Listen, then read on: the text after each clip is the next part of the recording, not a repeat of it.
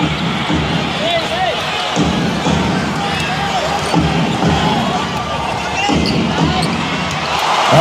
Tobago.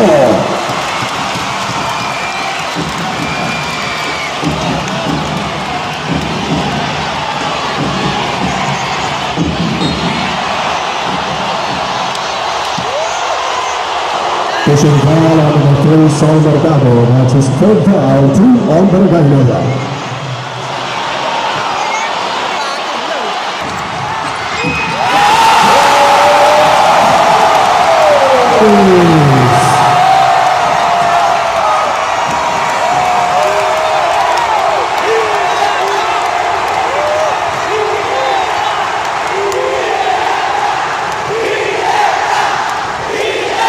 Time up, let out the box.